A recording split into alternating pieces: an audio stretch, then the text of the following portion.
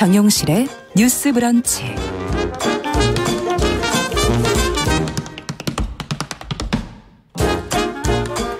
네, 정용실의 뉴스 브런치 듣고 계신 지금 시각 11시 41분입니다. 자, 이번에는 대중매체와 사회문화 현상을 좀 깊게 까칠하게 좀 들여다보도록 하지요. 선희정의 문화 비평, 선희정 문화평론가 자리해 주셨습니다. 어서 오십시오. 네, 안녕하세요. 오늘은 시인 에밀리 디킨슨에 대해서 얘기를 좀 해보자고요. 네. 최근에 뉴스를 보다가 참 시가 모독당하는 시대구나. 아무거나 다 시라 그러는구나. 뭐 이런 생각을 하다가요. 예. 전 세계 여성들에게 영감을 주었던 시인이죠. 에밀리 디킨슨을 떠올리게 사랑하시는 되었어요. 분들이 참 많으시죠. 네, 그렇습니다. 네. 가장 사랑받는 시인 중에 맞습니다. 한 명이기도 한 것 같고요. 디킨슨은 1830년 미국 매사추세츠 에머스트라는 동네에서 태어나서요. 예. 평생 그곳에서 살다가 1886년 56세를 일기로 세상을 떠났습니다. 예. 근데 죽기 전까지 약 1800편의 시를 썼고 그런데 제대로 발표된 것은 거의 없는 상태였었던 그러니까 그게 그냥 거죠. 죽음과 함께 같이 나온 거군요. 네, 그래서 그가 세상을 떠난 후에 동생 라비니아 디킨슨이 언니가 이제 남긴 시를 모아서 출판을 하면서 세상에 알려지게 되었습니다. 네. 굉장히 신비로운 삶이기도 한데요. 그래서 많이 회자가 되나요? 네, 그 삶 자체도 굉장히 궁금한 거죠. 그래서 오늘은 애플 TV 플러스 오리지널 드라마인데요. 디킨슨이라는 드라마하고요. 네. 디킨슨의 시와 정원을 함께 소개하고 있는 책 에밀리 디킨슨 시인의 정원을 통해서 그의 삶을 함께 들여다보겠습니다. 오늘은 그러니까 드라마와 책 이렇게 하나씩 네. 같이 가져오신 거군요. 그렇습니다. 자, 먼저 그럼 드라마부터 좀 살펴볼까요? 어떤 이야기들을 만들어가고 있을까 궁금한데요. 네, 이 디킨슨 같은 경우에는 방송계의 퓰리처상이라고 평가를 받는 피버디상 수상작이에요. 네. 이 피버디상 홈페이지에 가보면 디킨슨을 뭐라고 소개하고 있냐면 이 드라마는 너무 신선해서 묘사하기가 어렵다. 독창적이고 탁월하다. 이렇게 이제 이야기를 하고 있습니다. 굉장히 궁금하게 만드는데요. 네, 보시면 되게 재밌으실 텐데요. 네. 드라마는 2019년에 시즌 1을 시작으로 해서요. 2021년에 시즌 3으로 이제 마무리가 됐습니다. 네. 디킨슨의 20대와 30대의 에피소드들을 다루는데 드라마 자체에서는 나이대를 살짝 옮겨서 10대와 20대 정도의 디킨슨으로 그리고 있습니다. 근데 이게 디킨슨의 삶이 말씀드린 것처럼 외부에 잘 알려져 있지는 않은데 그렇죠. 또 시를 엄청 많이 썼고 예. 또 편지를 엄청나게 많이 남겼어요. 그래서 이 시와 편지 그리고 주변 사람들의 기억들을 토대로 시인의 삶을 재구성하는 작업들이 꽤 있었고요. 이 드라마 같은 경우에는 그런 작업들하고 남아있는 자료들에 기대어서 약간 역사적인 사실에는 충실하면서 또 이야기 자체는 동시대 감각에 맞게 새롭게 해석을 하고 있습니다. 새롭게 해석을 한다는 게 그 시대에 살았는데 어떻게 새롭게 해석이 가능하다는 건지. 굉장히 이제 저는 그게 네, 궁금한데. 21세기적인 감각을 덧붙이게 되는데 제작자 알레나 스미스가 인터뷰에서 이런 이야기를 해요. 네. 우리는 디킨슨의 삶을 그대로 복원하려고 하지 않았다. 페미니스트 관점에서 동시대적인 감각으로 새롭게 쓴 디킨슨의 이야기를 전달하고자 했다. 그렇게 얘기하거든요. 아마도 이 부분에서 또 시청자들이 이제 이 드라마를 굉장히 사랑했었던 것 같은데요. 네. 흥미로운 건 작품이 그 19세기를 다루는 방식입니다. 그러니까 디킨슨이 살았던 시대가 19세기인데 이 시인이 가장 왕성하게 시를 썼었던 30대 그러니까 1860년대 미국은 아직 여성이 뭐 교육이나 경제, 정치 등 공적 영역에서 자유롭게 참여할 수 있는 이런 시기가 아니었잖아요. 네. 여성 참정권도 없었던 때이고요.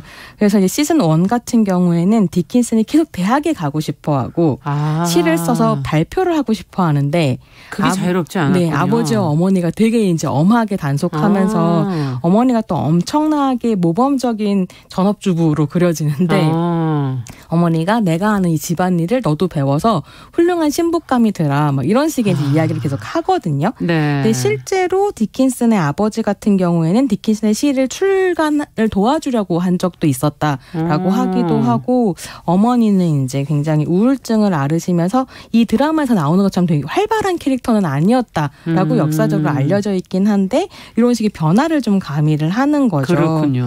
뭐 그리고 시즌 3 같은 경우에는 여성 참정 생존권 운동을 했었던 디킨슨의 친구가 남편에 의해서 정신병원에 갇히는 에피소드 이런 게 나오기도 하는데 이게 드라마 자체가 굉장히 라이트 터치여서 이런 이야기들이 심각하게 다뤄지는 진지하고 않지만 무겁진 않군요. 예, 코믹하게 그려지는데 그래도 당시의 현실을 엿볼 수 있는 이제 에피소드들이 나오는 거죠. 예. 근데 다른 한편으로 이 1860년대는 예. 또 어떤 시대인가 하면 남북 전쟁이 발발했던 시기입니다. 그래서 백인들이 둘로 나눠져서 막 싸우고 있는 와중에 그 틈에서 흑인들 역시 자신들의 목소리를 낼 수 있는 방법을 굉장히 모색하던 이런 시기이기도 했었던 거죠. 네. 그래서 디킨슨은 이 19세기로 돌아가서 이 두 가지 쟁점, 그러니까 네. 성차별과 인종차별이라고 하는 주제를 굉장히 진지하게 다루고 있는데요.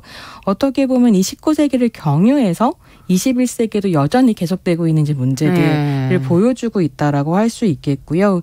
저는 이제 보면서 과연 이것이 과거의 일인가를 좀 질문하게 되었고 그 점이 재미있더라고요. 그래서 뭐 시를 쓰는 백인 부르주아 여성인 에밀리 디킨슨과 흑인 신문을 몰래 발행하는 자유 흑인 캐릭터인 헨리가 등장을 하는데 이 두 사람을 통해서 글을 쓴다는 것의 의미가 무엇이냐. 네. 글이 과연 세상을 바꿀 수 있냐. 그리고 이 두 사람 사이의 계급차 같은 것들도 분명히 그렇죠. 있는데 그 안에서 글쓰기의 무게는 어떻게 달라지나. 그렇죠. 이런 것들을 이제 탐구를 합니다. 네. 그래서 글을 쓰고 시를 짓는다는 것이 단순히 뭐 재미나 감정 배설이나 명성 이런 것들이 그치는 문제가 아니다. 그렇죠. 지금도 사실은 그 문제는 한번 생각해 볼 만한 문제인 것이죠. 특히 여성들에게.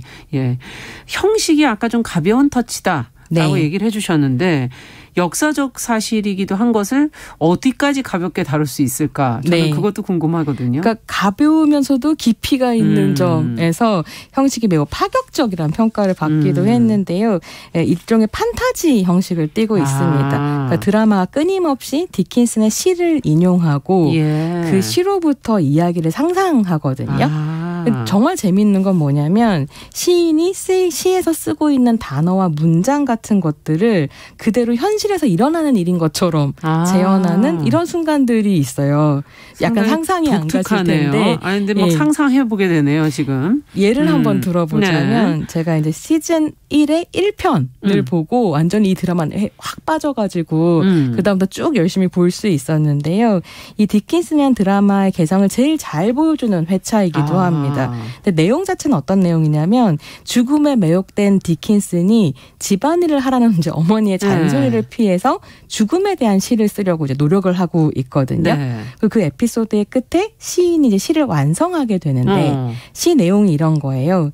내가 죽음을 위해 멈출 수 없으니까 죽음이 나를 위해 멈추었네. 마차는 우리만이 아니라 불멸도 함께 태웠네. 이런 내용인데요. 그 에피소드에 실제로 의인화된 죽음이 마차를 타고 나타나는 거죠. 그래서 그 마차 안에서 둘이 이제 대화를 나누고 그러면 최신 힙합이 흐르고 이런 식의 이제 형식입니다. 상당히 파격적이네요, 정말. 그래서 굉장히 뭐라고 적절하게 설명해야 될지 모르겠는데 힙하다? 뭐 이런 생각이 좀 들었고 한순간에 이제 매료당하는 어떤 에피소드였었던 거죠.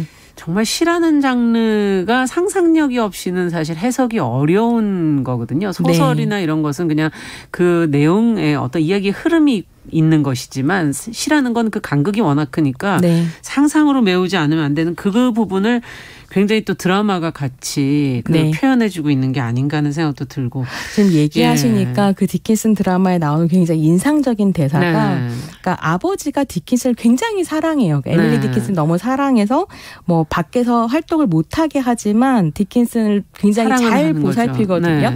근데 결국은 모든 재산을 오빠인 오스틴에게 남겨주는 이런 이제 장면이 있어요. 근데 그때 디킨슨이 아버지는 상상력이 없기 때문에 세상을 못 바꿀 것이다. 이런 얘기 하거든요. 그런 것들이 좀 재미있습니다. 그러네요. 예. 시인이라는 게 그런 의미가 있는 거군요. 에밀리 디킨슨 정말 뭐 신비로운 존재로 천재적인 시인으로 워낙 많은 시도 남겼고 사람들에게 길지 않지만 정말 핵심을 확 찌르는 그런 시어들로 또 인상적인 시인인데 후대 여성들에게도 정말 많은 영감을 준 시인 아니겠습니까? 네, 그렇습니다. 근데 그렇게 되게 놀라운 시를 썼지만 사실 그 시기에 시를 전혀 출판하지 않았다. 라고 하는 것이 또 굉장히 왜 그랬을까라는 생각을 하게 만드는데요.